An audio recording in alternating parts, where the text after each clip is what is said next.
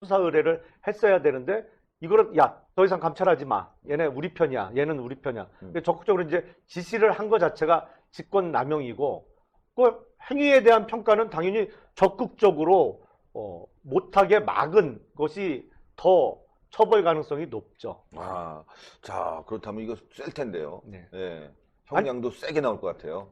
아니 그리고 이게 나쁘잖아요 일단. 그러니까. 왜냐하면 금융위의 금융정책국장이었어요. 고위공무원이었죠. 그 사람이 금융기관을 포함해서 소위 그 업자들한테 수천만 원 이상의 뇌물을 받았어요. 지금 이제 기소된 내용 말고도 자녀의 유학비까지 밝혀지면 이제 이거는 해외에서 자료를 좀 더 받아봐야 되겠습니다만 이게 뭐 명백하게 똑 떨어지는 뇌물죄를 범한 게 틀림없는데 이거를 그냥 우리 편이고 이 사람 저 사람 뭐 친한 사람 청와대 쪽에 얘기하니까 그냥 덮어 그래서 덮었단 말이에요.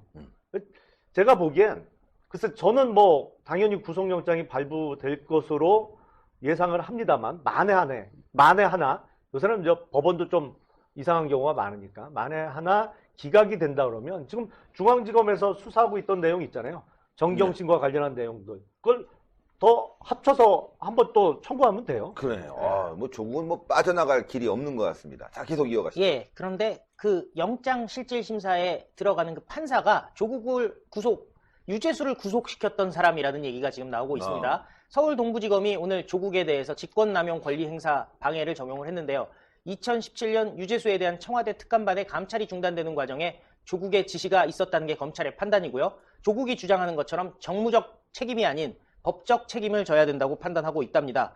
그런데 조국에 대한 구속영장실질심사는 26일, 바로 크리스마스 다음 날이죠. 그렇죠. 박싱데이라고 합니다. 그 어려운 사람들을 이렇게 도와주는 것 때문에 박싱데이라고 하는데 아주 기쁜 소식, 어려운 사람들, 사정이 안 좋은 사람들, 서민들에게는 아주 좋은 날이죠. 26일 10시 30분 서울 동부지법 권덕진 영장전담 부장판사의 심리로 열린다고 하는데요. 권덕진 판사는 유재수의 영장심사를 담당했었고 구속영장을 발부했던 바로 그 판사입니다. 그런데 구속영장을 발부 시에 이렇게 얘기를 했죠. 구속영장이 청구된 여러 개 범죄 혐의의 상당수가 소명됐다. 결국에는 유재수 건으로 조국에 대해서 영장실질심사를 조국이 받게 되었는데 결국에는 유재수가 구속됐다면 조국도 구속돼야 되는 것이 그렇죠. 아닌지 그런 생각이 듭니다. 예, 이거 뭐 거의 100% 구속처럼 보입니다. 뭐 법리적으로 따지거나 아니면 사안으로 볼 때는 그 중요성에서 당연히 구속될 사안이죠. 예, 예. 지금 권덕진 판사를 잠깐 찾아보니까 사법연수원 27기네요. 1969년생이고 대구 영신고등학교를 나왔고 고대 법대를 나왔습니다. 그리고 서울대에서 법학 석사를 하고 여러 군데 이제 요 서울 동부지법 부장판사를 지내기 전에 수원지법 부장판사를 했고 그 전에는 충남 서산지원장을 지냈네요. 뭐 이게 지금 정권 입장에서는 어떻게든 조국의 구속은 막기 위해서 최선을 다할 거예요. 그러니까 지금 뭐 청와대에서 엉뚱한 얘기 많이 하잖아요. 지금 청와대가 무슨 검찰의 허락을 받고 일하는 곳이 아니다라는지 뭐 유재수의 감찰 중단은 민정수석의 재량의 범위 내라든지 온갖 궤변을 다 늘어놓고 있는데 그 이유는 딱 한 가지거든요. 조국이 구속되면 그 다음 수순은 뭐겠어요? 당장은 이제 백원호 전 비서관에 대한 구속 여부가 문제가 되겠습니다만 그 윗선은 이제 몇 단계 없어요. 몇 단계 없는 게 아니고 사실은 한두 단계만 건너면 바로잖아요. 예. 그러니까 이제 급하긴 급해졌죠. 조국 구속을 그래서 어떻게든 막아내기 위해서 일종의 법원의 가이드라인을 준 거라고도 볼 수 있거든요. 아니, 청와대에서 알아서 하는 거지 뭐 감찰 중단 여부는 재량 사안이다 이런 식의 일종의 법원 판사로 하여금 그 어떤 식의 결론을 내려야 정권이 좋아할지를 충분히 알 수 있을 만한 가이드라인을 계속 공개적으로 얘기하고 있는데 제가 늘 드리는 말씀입니다만 문재인 정권 들어서 2년 6개월 넘는 기간 동안 많이 망가지고 훼손은 됐습니다만 그래도 대한민국은 아직까지는 법치주의를 하고 있는 나라입니다. 예. 예, 계속 또 말씀을 예. 좀 드릴게요. 바로 김용남 의원이 얘기한 그 부분. 오늘 청와대의 국민소통 수석이라고 하는 윤도한이요. 조국 구속영장 관련해서 서면 브리핑을 했습니다. 정말 충격적인 내용인데 이 내용을 보면은 이거 진짜 확실히 문재인이 중국에 가 있는 동안 일을 챙길 수 있는 사람이 없는 게 아닌가 하는 걱정까지 듭니다. 일단 윤도한의 서면 브리핑 소개해 드리겠습니다. 조국 전 민정수석 비서관에 대한 구속영장 청구가 정당하고 합리적인지는 법원이 판단할 것입니다. 이건 당연한 얘기고요. 당시 민정수석 비서관은 수사권이 없어서 유재수 본인의 동의하에서만 감찰 조사를 할 수 있었고 본인이 조사를 거부해서 당시 확인된 비위 혐의를 소속기관에 통보했습니다. 이거는 지금 본인이 거부해서가 아니라 본인이 백원우와 박형철과 얘기를 하고서는 감찰을 중단하는 것이 옳다 해가지고 중단했다라고 조국이 얘기한 바가 있는데 네. 청와대에서는 오늘 딴소리하고 브리핑으로 있네. 딴소리를 하고 있는 겁니다. 그러면서 또 이렇게 얘기를 합니다. 당시 상황에서 검찰 수사를 의뢰할지 소속기관에 통보해서 인사조치를 할지는 민정수석실의 판단 권한이며 청와대가 이러한 정무적 판단과 결정을 일일이 검찰의 허락을 받고 일하는 기관이 아니라는 입장을 다시 한번 밝힙니다라고 얘기를 하는데요. 지금 선후 관계가 완전히 잘못됐죠. 1번, 정무적 판단과 결정이란 단어는 사실은 조국이 먼저 정무적 책임 얘기를 했기 때문에 따라온 것입니다. 그렇기 때문에 검찰의 허락을 받고 일하는 기관이 아니라 이 얘기대로 한다면은 조국의 허락을 받고 일하는 기관이 청와대가 아닌가 하는 걱정이 듭니다. 또한 검찰은 사후에 이 같은 부적절한 처사가 있는지를 파악하고 조사를 한 것이지 중간중간 검찰에게 청와대가 보고를 해서 일해야 되는 의무도 없고 그럴 이유도 없습니다. 적법하게 했다면 검찰이 수사할 이유도 없는 것입니다. 그러면서 이렇게 마무리합니다. 다만 그러한 판단과 결정에 불법이 있었는지는 법원이 살펴보고 판단한 예정인 만큼 법원의 결정이 나올 때까지 언론의 근거 없는 의혹 보도는 삼가주시길 부탁합니다. 라고 얘기를 해서요.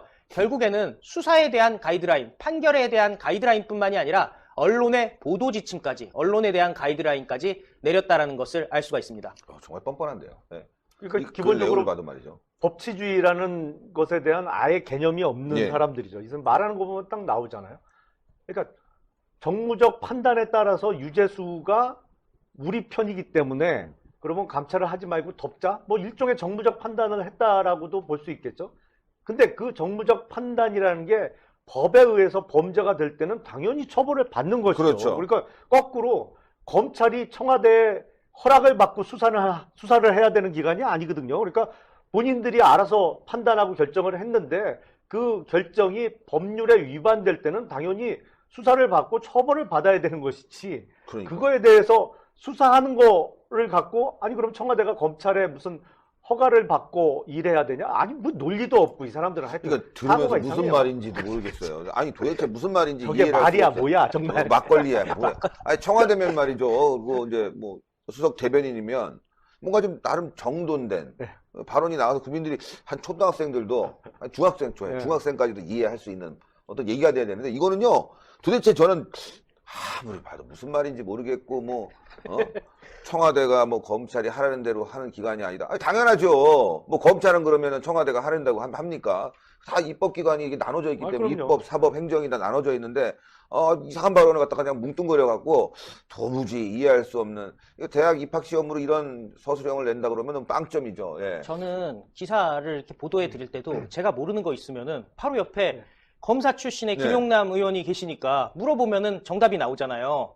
근데 지금 제가 걱정하는 건 뭐냐면은 그동안 보면 검찰 출신을 청와대에서 많이 배제해 왔거든요. 혹시 고민정이 물어볼 사람이 없는 것이 아닌지 또 윤도한이 물어볼 수 있는 사람이 없는 것이 아닌지 하는 걱정이 드는 거예요. 그러니까 검찰청이라든지 법무부에서 공보관이라도 했던 사람들, 그러니까 변호사 자격도 있고 수사도 좀 해봤고 어떻게 돌아가는지를 아는 사람이 옆에서 조언을 해준다면은 이 말이 앞뒤가 맞지 않는 말이라는 걸 잘 설명해 줄 텐데 그동안 검찰 출신을 배제해버리다 보니까 이런 얘기를 해줄 수 있는 사람이 한 명도 남지 않은 게 아닌가 하는 걱정이 들거든요. 근데 저 윤도한 수석은 원래 뭐 하다가 청와대 들어간 사람이죠? KBS 기자잖아요. 기자 출신 예, 아니에요? 예, 기자죠. 옛날에도 기사를 저런 식으로 썼어요? 이런 식으로 썼으면 뭐 아주 인터넷 신문들 제 핫바리 신문도 이렇게 안 써요. 네. 지방에 있는 정말 그냥 새로 혼자서 나홀로 이렇게 창간한 인터넷 신문 있잖아요. 그 사람들도 이 정도까지는 안 써요. 아니 명색이 청와대 저게 옛날에는 이제 홍보수석이라고 했잖아요. 그러니까 뭐 대변인이나 뭐 다 그 위에 제일 위에 있는 사람이고 요새는 국민소통수석이라고 또 이름이 바뀌었나요? 하여튼 뭐 예. 예전 같으면 청와대 홍보수석인데 아니 말하는 게 도대체 뭐 논리도 없고 도대체 무슨 MBC 소리를 하는 출신이시네요. 거야? MBC 출신이에요? 신현수의 LA 구독, 특파원도 좋아요, 하시고, 알림 사방 방법입니다. 부장도 하시고, 뭐 먼저 핸드폰 화면에서 유튜브 어플에 들어가 주세요. 돋보기 마크를 누르시고 신의 한 수를 치고 들어가 주세요. 보실 영상을 눌러주세요. 아래의 구독 버튼을 눌러주세요.